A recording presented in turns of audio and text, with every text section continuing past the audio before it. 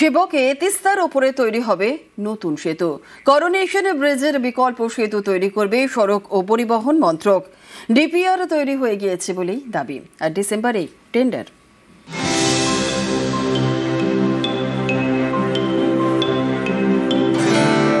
সেবকে তিস্তার উপর করোনেশন সেতু, আরেক নাম সেবক ব্রিজ।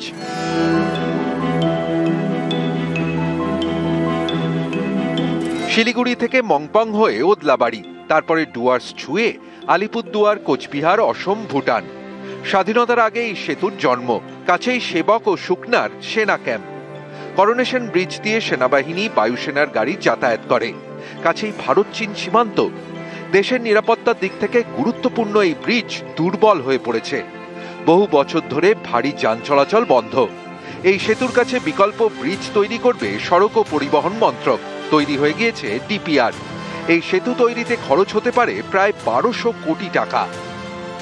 बहुत लंबे संघर्ष के बाद कोरोनेशन का जो अल्टरनेटिव ब्रिज है उसका सपना साकार होने जा रहा है। NHPWD पश्चिम बंगाल से कोरोनेशन ब्रिज का जो 5.5 किलोमीटर का जो स्ट्रेच है, ये ऑफिशियली जो है NHAI को, national highway authority of India को हैंडओवर हो गया है। कोरोनेशन ब्रिज का अल्टरनेटिव ब्रिज जो है इमीडिएटली इसका टेंडर होगा और इसका काम चालू होगा।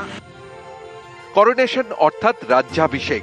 অনেকে বলেন 1937 সালে কিং জর্জ এবং রানী এলিজাবেথের রাজ্যাভিষেকের স্মরণে এই সেবক সেতুর নাম হয় করোনেশন ব্রিজ।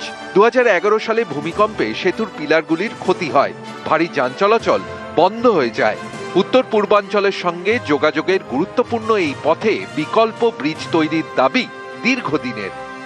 সাধারণ মানুষ এবং প্রত্যেকটা মেম্বার আমাদেরকে যেভাবে সাপোর্ট করছেন, এই জন্যই কিন্তু এই প্রোগ্রেসটা হচ্ছে। অন ডকুমেন্ট এখনো আমরা কিন্তু লড়াই চালিয়ে যাচ্ছি, আন্দোলন আছে অন গ্রাউন্ড। রিটেন ডকুমেন্ট ছাড়া এখনই মানতে পারছি না যে দ্বিতীয় সেবক ব্রিজের কাজ শুরু হচ্ছে, যতক্ষণ না আমরা পিলার দেখিনি। আবির ঘোষাল, নিউজ 18 বাংলা।